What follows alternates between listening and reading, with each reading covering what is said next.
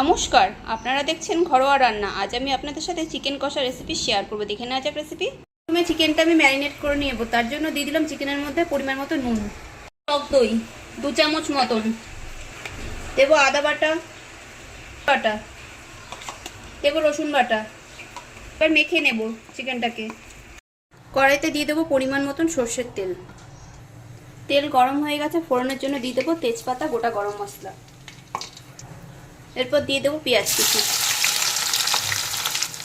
পেঁয়াজটাকে একটু ভেজে নেব। পেঁয়াজ ভাজা হয়ে গেছে, দেবো 2 চামচ আদা বাটা, 2 চামচ রসুন বাটা, 1 চামচ জিরে গুঁড়ো, 1 চামচ লঙ্কার গুঁড়ো, দেবো হলুদ গুঁড়ো, দেবো একটু কাশ্মীরি লঙ্কার গুঁড়ো, দেবো পরিমাণ মতো নুন।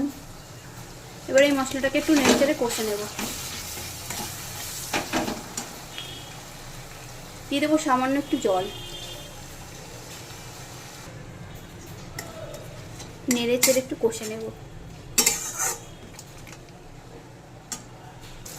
তেল ছেড়ে দিয়েছে। এবার যে চিকেনটা ম্যারিনেট করে রেখেছিলাম সেই চিকেনটার মধ্যে দিয়ে দেবো। মশলার সাথে এবার মিশিয়ে নেব চিকেনটাকে।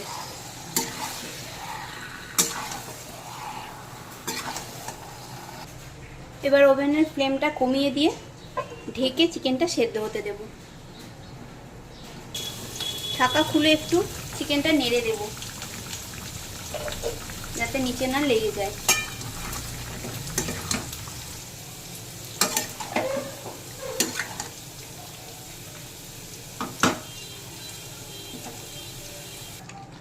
আবার একটু ঢেকে রাখবো। 25 থেকে 30 মিনিট সময় ধরে আমি চিকেনটা কষিয়ে নিয়েছি। তৈরি হয়ে গেল চিকেন কষা। সবশেষে দিয়ে দেবো কিছুটা গরম মশলা পাউডার। তারপর প্লেটে সার্ভ করে দেখাচ্ছি। তাহলে আর কি, এভাবে ঝটপট তৈরি করে ফেলুন চিকেন কষা, আর ভাত রুটি সবার সাথে খেয়ে দেখুন, দারুণ টেস্ট হবে।